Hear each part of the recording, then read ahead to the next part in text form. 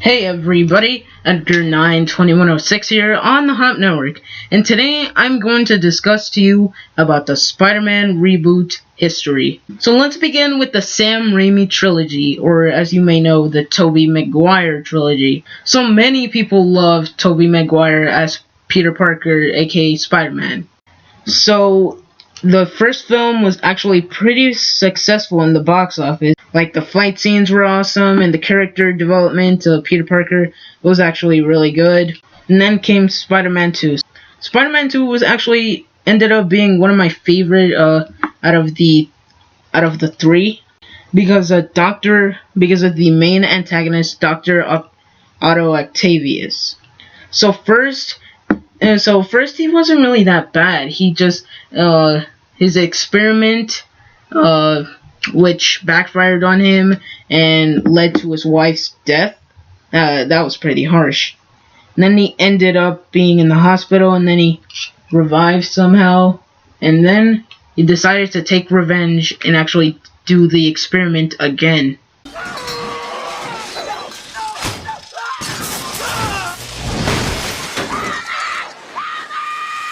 If you thought the Green Goblin transformation was disturbing, you might want to see this, because this is like a scene from a horror movie.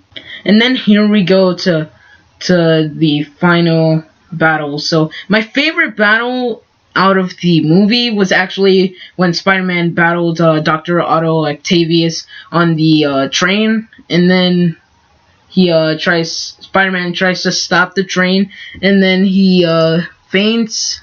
Then the train passengers find out about his secret identity, and then they decide to keep it a secret until Dr. Otto Octavius, or Dr. Octopus, comes back.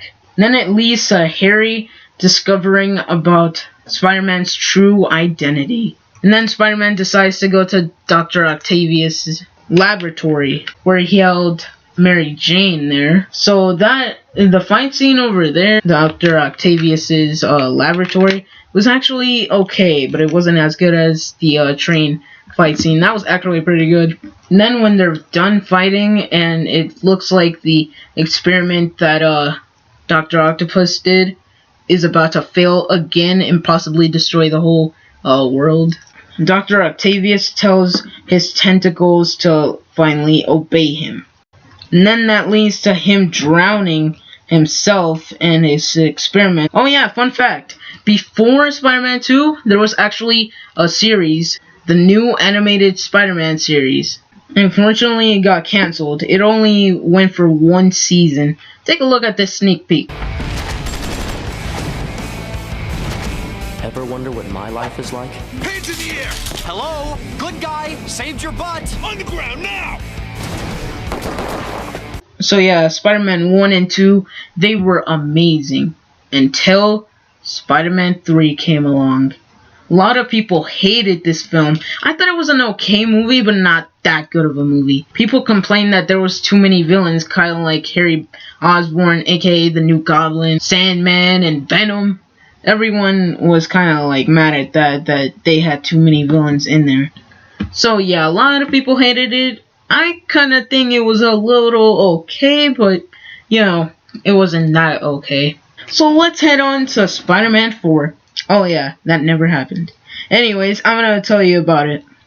So Spider-Man 4 was set for a May 6, 2011 release date. So the villains were supposed to be Lizard, Vulture, and Black Cat.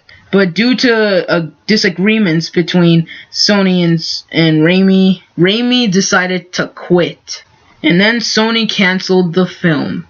But a reboot finally came, as you all may know it by The Amazing Spider-Man. Andrew Garfield was actually a pretty good actor. He wasn't that good, but, you know, he was okay. He was okay being Peter Parker and Spider-Man. The one thing I actually liked about the Amazing Spider-Man series is that they didn't, like, introduce Mary Jane that quickly. Like, they put Gwen Stacy first. They were originally supposed to put him for the second, but it ended up being a deleted scene. The first one was actually okay, but the antagonist was a little bit different. It was Lizard this time.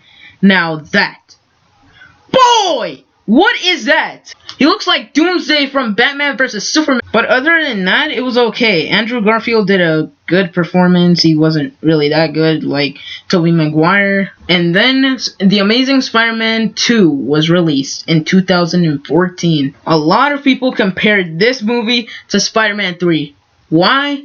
Because again, there was too many villains. There was Green Goblin, Electro, he was actually pretty good, and Rhino. Now, one thing I hated about this movie was that this focused too much on Gwen Stacy's and Peter Parker's love story. This is not supposed to be a teen drama movie. This is supposed to be a superhero movie. I mean, sure, there are some scenes that are supposed to be like that, like action-packed and everything, especially the Times Square fight between Spider-Man and Electro, which was really, really epic. But there was too much of it. There was too much of Spider-Man and Gwen Stacy love story and all that stuff. And then Peter Parker keeps getting flashbacks about Gwen's father, about telling him to leave Gwen out of it. So the question you all may be asking is, how come there was not an Amazing Spider-Man 3? Well, originally there was supposed to be a Spider-Man 3 until Andrew Garfield got fired. Apparently he didn't attend any meetings or something like that, and then they decided to cancel the whole Amazing Spider-Man series, leading to another reboot, leading to the present day. On the roost!